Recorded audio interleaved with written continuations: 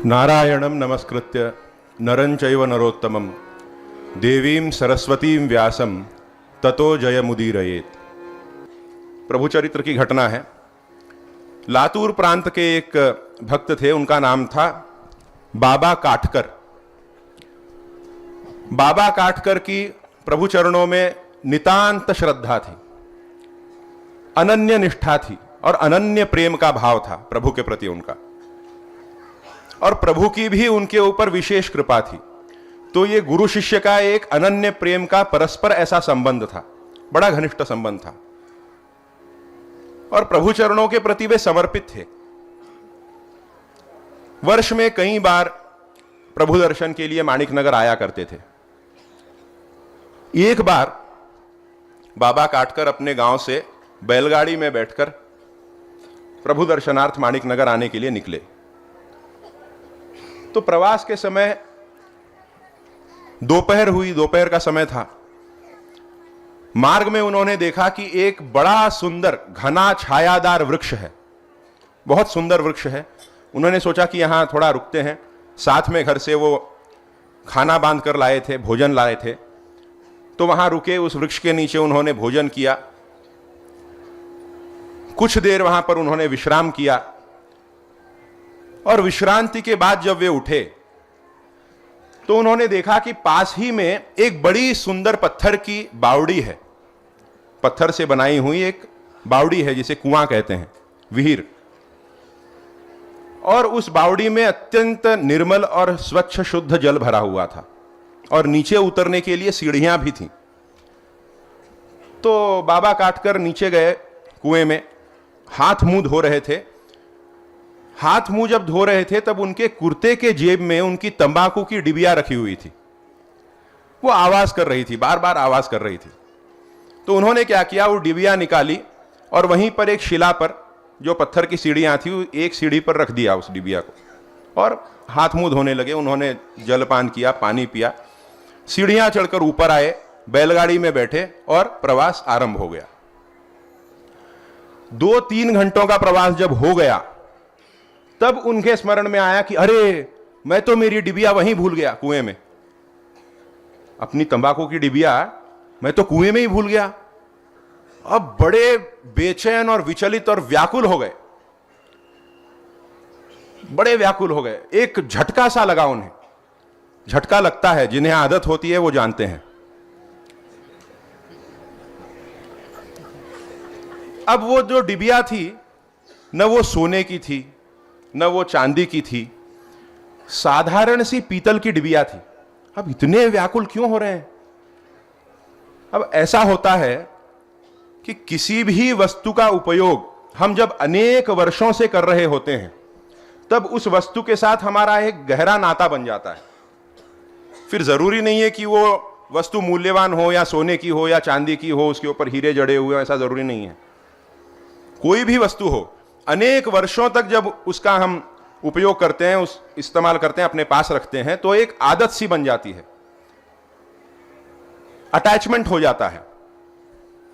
अब उस वस्तु के बिना हमें अधूरा अधूरा लगने लग जाता है, खाली खाली सा लगता है, समाधान नहीं होता। अब जैसे कुछ लोगों को आदत होती है, हाथ में घड़ी पहन के रखने की आदत होती है। अब बिना घड़ी के वो कुछ कर ही नहीं पाते काम, समाधान ही नहीं होता उनको। उन्हें ऐसा लगता है कि कुछ इनकम्प्लीट है, कुछ खाली खाली है, अधूरा अधूरा है। और कब से पहन रहे हैं घड़ी? मैट्रिक के एग्जाम में जब वो पास हुए थे तब उनके पिताजी ने उन्हें दी थी, तो तब से हाथ में घड़ी है। अब बिना घड़ी के कुछ नहीं कर पाएंगे। अब भले ही समय देखे ना देखे वो बात नहीं है, परंतु आदत हो जाती है। कुछ लोगों को आदत होती है, अपने पैंट के पीछे के जेब में कंघी रखते हैं, छोटी सी कंघी रखते हैं। अब सर पर बाल हो या ना हो, कंघी जेब में होनी चाहिए, कंघी होनी चाहिए। अब बिना कंघी के घर से निकल ही नहीं पाते वो। कुछ कमी है, कुछ अधूरा है, क्योंकि आदत पड़ी हुई है। उसका यूज हो ना हो, आदत पड़ जाती है। और कंघी रखकर जब वे निकलते हैं तब एक अलग सा आत्मबल उनके अंदर, ऐसा लगता है उन्हें कि ये किसी शस्त्र के साथ निकल रहे हों। तो काटकर को उस डिबिया की आदत थी। और व्यसन जो है, व्यसन किसी भी व्यक्ति को मजबूर कर देता है। अब जैसे आजकल हमारा सबसे बड़ा व्यसन क्या है, आप जानते ही हैं, फोटो खींचना, स्टेटस पर लगाना, ये हमारा व्यसन है। एक बार एक पंडित जी स्टेज पर विवाह करा रहे थे, विवाह की विधि चल रही थी, तो वरमाला की जो विधि होती है, वधूवर वरमाला पहनाते हैं एक दूसरे को, तो वरमाला की विधि हुई, होने के बाद पंडित जी ने कहा कि अब जाओ, जाके अपने माता पिता के चरण छूकर उनके आशीर्वाद लेकर आओ। तो वधू कहती है कि 1 मिनट दीजिए मुझे, बस मेरा जो फेसबुक पर स्टेटस है वो सिंगल है, अनमैरिड है, उसको थोड़ा मैं मैरिड कर देती हूं, फिर आप जो बोलेंगे फिर आगे की विधियां चलती रहेंगी। तो ये हाल है, ऐसे व्यसन है। तो काटकर जो है बिल्कुल व्याकुल हो गए थे, क्या करूं, कैसे करूं, बड़ी चिंता में थे। अब वापस तो जा नहीं सकता, क्योंकि बस माणिक नगर पहुंचने ही वाले थे, और 3 घंटे का प्रवास करके फिर वापस जाना आना ये प्रैक्टिकल नहीं था। तो उन्होंने सोचा कि ऐसा करता हूं, वापसी के प्रवास में जब जाऊंगा तो उस स्थान पर रुकूंगा, बौड़ी के अंदर जाऊंगा, और वहां भगवान की दया से अगर वो डिबिया तब भी अगर होगी तो मुझे मिल जाएगी, प्रभु की कृपा होनी चाहिए बस। और मन ही मन उन्होंने प्रभु से प्रार्थना की और प्रभु से मन्नत भी कर दी। बताइए, और मन्नत क्या की कि प्रभु मेरी वापसी के प्रवास में मुझे उस बावड़ी में मेरी तंबाकू की डिबिया अगर मिल गई तो 1 पैसे की शक्कर आपके चरणों में अर्पित करूंगा, 1 पैसे की शक्कर मैं आपके चरणों में अर्पित करूंगा। ऐसा उन्होंने ऐसी मन्नत कर दी मन ही मन। और देखते ही देखते माणिक नगर पहुंच गए। अब जब माणिक नगर में आए, उनका प्रवेश हुआ, तो प्रभु का दरबार चल रहा था। उस दिन गुरुवार था, बहुत भीड़ थी माणिक नगर में, कतार थी लंबी भक्तजनों की। प्रभु भी बड़े व्यस्त थे, प्रसाद देने में, भक्तजनों से बातें करने में बड़े व्यस्त थे। ये बाबा काटकर अंदर गए मंटप में, दरबार के मंटप में, दूर से वहां से देख रहे थे प्रभु को। देखा उन्होंने प्रभु महाराज को, और उन्होंने ये देखा प्रभु जहां बैठे हुए हैं गद्दी पर, उस गद्दी पर उनकी तंबाकू की डिबिया रखी हुई है। किसकी? प्रभु महाराज की नहीं, काटकर की तंबाकू की डिबिया प्रभु की गद्दी पर रखी हुई है। अब ये देखकर उनके होश उड़ गए, दिमाग चकरा गया उनका, हाल बेहाल हो गया, कांपने लगे डर के मारे, बिल्कुल डर गए, और फटाक से अपना मुंह छुपाकर मंटप के बाहर आ गए कि कहीं प्रभु उन्हें देख न लें। बाहर आ गए। अब उनका मन जो है ग्लानि से भर गया, पश्चाताप से भर गया, बड़ा दुख हुआ उन्हें। उन्होंने सोचा कि यह कैसी नादानी कर दी मैंने, कैसी बचकानी हरकत की मैंने। तब उनको लगने लगा कि ये मैंने प्रभु से क्या मांगा। लोग क्या क्या मांग कर ले जाते हैं प्रभु से, सुख, शांति, समृद्धि और मोक्ष का प्रसाद भी, मुक्ति, आत्म साक्षात्कार तक प्रभु से मांगते हैं। मैंने क्या मांगा? एक तंबाकू की क्षुद्र सी मामूली सी डिबिया। पहली गलती तो मुझसे यह हुई कि मैंने गलत वस्तु के लिए मन्नत की, व्यसन की वस्तु और क्षुद्र वस्तु, एक डिबिया के लिए मैंने मन्नत की, व्यर्थ में प्रभु को श्रम दिया। और दूसरी गलती यह की, मन्नत की भी तो 1 पैसे की। अब जब मैं 1 पैसे की शक्कर लेके जाऊंगा प्रभु के सामने, तो सारे दरबार में जो लोग होंगे हंसेंगे देखकर, मजाक उड़ाएंगे मेरा, कहेंगे वाह वाह वाह, काटकर का दिल देखो कितना बड़ा है, कितने उदार हैं, 1 पैसे की शक्कर लेकर आए हैं। सब हंसेंगे मेरे ऊपर। तो ये जो मैंने किया, ये बहुत गलत किया, बहुत हल्का कृत्य कर दिया मैंने। अब प्रभु के सामने जाकर प्रभु को मुंह दिखाने तक की मेरी योग्यता नहीं है, मुझे यहीं से लौट जाना चाहिए। अब मैं प्रभु के समक्ष नहीं जाऊंगा, बड़ी शर्म आ रही है मुझे। मैली चादर ओढ़ के कैसे द्वार तुम्हारे आऊं, मैली चादर ओढ़ के कैसे द्वार तुम्हारे आऊं, हे पावन परमेश्वर मेरे, हे पावन परमेश्वर मेरे, मन ही मन शर्माऊं,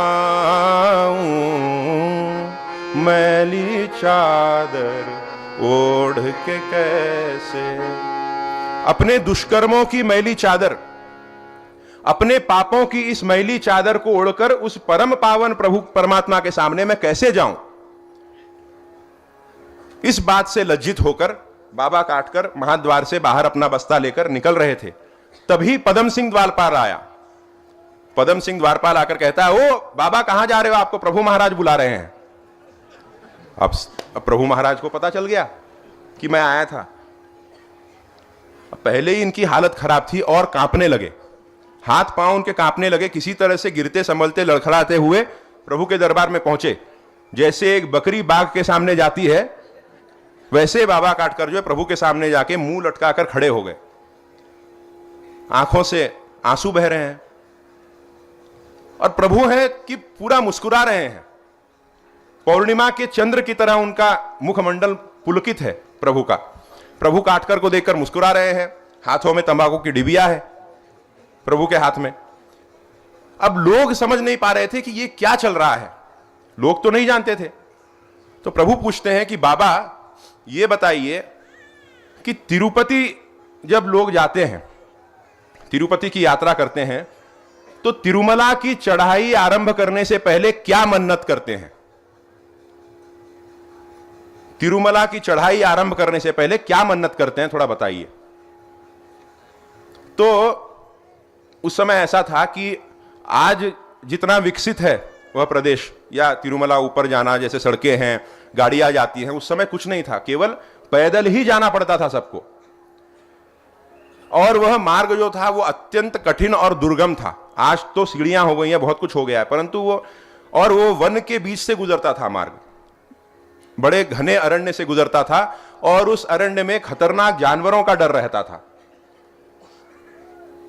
तो लोग जो है मन्नत करते थे कि हाथ पांव दर्द न दें, शरीर में दर्द न हो, हम सुखरूप जो है चढ़ाई करके ऊपर बालाजी के चरणों में पहुंच जाए सुखरूप। इसलिए उस समय प्रथा ही थी, सबके सब जितने चढ़ाई आरंभ करते थे, एक रूल ही था, प्रथा थी, आरंभ करने से पहले वहां बालाजी के चरणों में मन्नत करते थे। तो प्रभु महाराज ने पूछा कि कितने की मन्नत करते हैं वहां तिरुमला में, बताओ। तो बाबा काटकर ने कहा, प्रभु तिरुमला की चढ़ाई करने से पहले प्रथा है कि 1 पई की मन्नत करते हैं। 1 पई, 1 पई कितना होता है?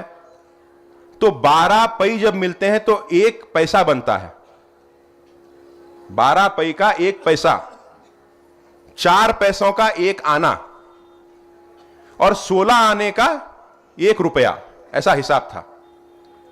12 पई का 1 पैसा, 4 पैसे का 1 आना और 16 आने का 1 रुपया। तो 1 पई की मन्नत करते थे उस समय पर। तो बाबा काटकर ने कहा कि प्रभु 1 पई की मन्नत करते हैं। तो प्रभु महाराज ने कहा, बस 1 पई की? तो तुम्हारी मन्नत तो 1 पैसे की है। 1 पैसे की है मतलब क्या हुआ? 1 पई से 12 गुना बड़ी मन्नत है तुम्हारी। ऐसा कहकर प्रभु महाराज ने इधर उधर देखा तो सारे दरबार के लोग भी अप्रिशिएट कर रहे थे, चकित हो गए थे कि बहुत बड़ी मन्नत कर दी बाबा काटकर ने, तो 12 गुना बड़ी मन्नत। तो प्रभु कहते हैं, चुपचाप अब जाओ, 1 पैसे की शक्कर लेके आओ, अपनी डिबिया लेकर जाओ।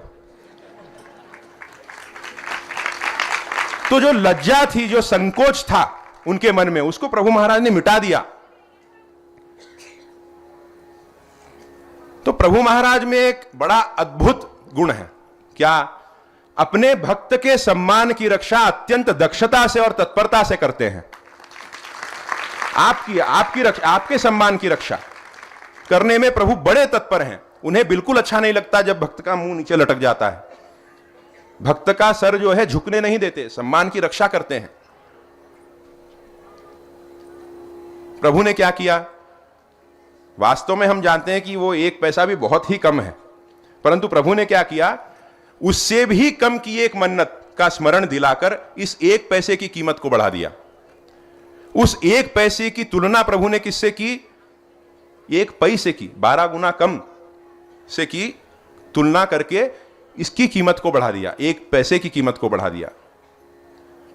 जैसे हमारे यहां अक्सर हम देखते हैं कि एक लड़का होता है, गणित के परीक्षा में 70 मार्क लाता है 100 में से, बड़ा उदास हो जाता है कि मम्मी मेरे बस 70 मार्क आए हैं, 90 आने चाहिए थे, 90 लाने वाला था मैं, 70 आए। तो मां क्या करती है? अरे बेटा उसके तो 30 आए हैं, उससे तो बेहतर है तेरे, उसके तो सिर्फ 30 आए हैं, पास भी नहीं हो पाया वो, तो तेरे तो 70 मार्क हैं। तो भक्त के सम्मान की रक्षा करने में प्रभु बड़े दक्ष हैं। ऐसे ही एक बार अत्रि मुनि को अपमानित होने से भगवान ने बचाया था। अत्रि मुनि के सम्मान की रक्षा की थी भगवान ने एक बार वैकुंठ में सर्वजित नामक एक याग किया, और उस याग में ऐसा नियम होता है कि यजमान को अपना सर्वस्व दान कर देना होता है, जो कुछ है सब कुछ दान में दे देना होता है, ऐसा उसका नियम है सर्वजित याग का। तो भगवान ने वो याग संपन्न किया और दान सत्र आरंभ किया। सारे बड़े बड़े बड़े ऋषि महात्मा मुनिवर संतजन, सुर असुर, देव दानव किन्नर यक्ष सभी लोग आए। सूर्योदय के समय वह दान सत्र आरंभ हुआ। सब लोग भर भर के झोलियां भर भर के दान लेके जा रहे थे वैकुंठ से, क्योंकि भगवान दान दे रहे हैं। और सूर्यास्त के समय तक सारा वैकुंठ खाली हो गया, पूरा वैकुंठ रिक्त हो गया। सब भगवान ने सब कुछ लुटा दिया, अपना सब दान में दे दिया। और उस समय सूर्यास्त के समय भगवान को स्मरण होता है कि अरे अत्रि तो आया ही नहीं, अत्रि मुनि तो दान लेने आए ही नहीं, और अगर अब अत्रि आया तो उसे मैं क्या दूंगा? ये जय विजय के जो रजत दंड होते थे वो भी लोग लेकर चले गए थे, द्वारपालों के रजत दंड भी लेकर चले गए थे। भगवान के सिर पर भगवान का मुकुट भी नहीं था, वो भी लेकर चले गए थे दान में। तो अब मैं अत्रि को क्या दूंगा? और अगर अत्रि को मैं अब कुछ नहीं दे पाया तो तीनों लोकों में अत्रि अपमानित होगा। सब कहेंगे कि बड़ा गया था दान लेने वैकुंठ और खाली हाथ लौट आया, तो भगवान की कृपा ही नहीं है इस पर, सारी उपासना इसकी व्यर्थ हो गई, ऐसा कहकर चिढ़ाएंगे, उपहास करेंगे अत्रि का। ऐसा सोच ही रहे थे कि अत्रि मुनि प्रकट हुए दान लेने के लिए। बोले भगवान आपने बुलाया था, मैं आया हूं, देखिए अभी सूर्यास्त नहीं हुआ है, अब मुझे कुछ दीजिए। तो भगवान कहते हैं कि मेरे पास तो अब देने के लिए कुछ भी नहीं है, ये देखो कैसे बैठे हैं जय विजय, कुछ भी नहीं है, मेरा मुकुट भी लेकर गए। तो अत्रि मुनि कहते हैं कि क्या भगवान सचमुच आपके पास कुछ नहीं है? भगवान कहते हैं कि सिर्फ अब मैं स्वयं बचा हूं, स्वयं दत्तो हम कहकर भगवान ने स्वयं का दान दे दिया। अत्रि मुनि को भगवान ने स्वयं को दे दिया। तो भक्त के सम्मान की रक्षा करने के लिए जो प्रभु स्वयं का दान दे देते हैं, दातृत्वे आत्मा दे अत्रि ब्रह्माला, उसका दातृत्व इतना महान है कि आत्मा का दान, स्वयं का दान कर दिया। और उसके बाद अत्रि मुनि के घर पर भगवान दत्तात्रेय का जन्म हुआ। लाड़वंती में भगवान के एक भक्त रहते थे जिनका नाम था मनोहर पंत, और उनकी पत्नी बया देवी। मनोहर पंत जो हैं वो बड़े निष्ठावान और श्रद्धावान भक्त थे भगवान के। प्रभु रामचंद्र की उपासना में, आराधना में उन्होंने अपना सर्वस्व समर्पित कर दिया था, सारा जीवन उन्होंने अर्पित कर दिया था। भगवान राम के उपासक थे, परंतु उनके जीवन में एक कमी थी, एक अपूर्णता थी। क्या अपूर्णता थी? तो वे संतानहीन थे। कई वर्ष हो गए थे विवाह को, पर संतानहीन थे। उनकी पत्नी बया देवी इस बात को लेकर बड़ी दुखी रहती थी, चिंतित रहती थी, और पुत्र प्राप्ति की कामना से बया देवी ने अनेक कठोर अनुष्ठान और व्रत किए, कठोर कठोर अनुष्ठान किए, और उन अनुष्ठानों के व्रतों के फलस्वरूप उन्हें एक पुत्र की प्राप्ति हुई। परंतु फिर दुख की बात यह थी कि वो जो पुत्र था वो बोल नहीं पाता था, वो बोल ही नहीं पाता था। तो फिर बड़े निराश हुए कि इतनी उपासना के बाद, इतने व्रतों के बाद एक पुत्र हुआ और वो भी ऐसा, और लोगों को तो बस इतना बहाना चाहिए था। लोग शुरू हो गए कि देखो देखो, इतने व्रत करके, इतने अनुष्ठान करके एक पुत्र हुआ और वो भी ऐसा गूंगा। और इतना तक लोगों ने कह दिया कि इतने वर्षों से आजीवन मनोहर पंत ने जो भगवान की उपासना की है, जो आराधना की है भगवान राम की, वो सब कुछ निष्फल हो गया, व्यर्थ हो गया। भगवान ने एक प्रकार से इस पुत्र के रूप में मनोहर पंत को शाप ही दिया है, ऐसा कहा लोगों ने। लोगों की इन बातों को सुनकर मनोहर पंत और बया देवी बड़े व्यथित होते थे, दुख होता था उन्हें। तो भगवान को अपने भक्त पर करुणा आई, दया आई। उनकी दुर्दशा को देखकर भगवान का मन दया से द्रवित हुआ। श्री दत्तात्रेय राम तीर्थ नगरी गर्भात आले पहा, माता देवी बया मनोहर पिता लाडाख्य सिद्धाचिया, ग्रामी बाल चरित्र दाव निजना कल्याण क्षेत्रासिये, तोहा दत्त प्रभु निजात्म भुवने माणिक क्षेत्रीय से, अवधूत चिंतन श्री गुरुदेव दत्त। तो रामनवमी के दिन भगवान उनके स्वप्न में प्रकट हुए, उस दंपति के स्वप्न में प्रकट हुए और उन्होंने आश्वासन दिया कि चिंता मत करो, तुम्हारे घर मैं स्वयं पुत्र रूप में अवतरित होने वाला हूं।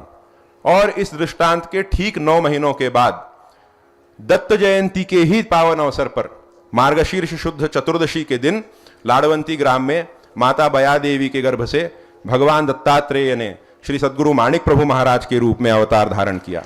मासोत्तम मार्गशीर्ष मासी तिथि असे शुक्ल चतुर्दशी, चंद्र स्थिति रोहिणी नक्षत्रासी, अतुल प्रभु अवतरला, अवधूत चिंतन श्री गुरुदेव दत्त। सद्गुरु माणिक प्रभु महाराज की जय।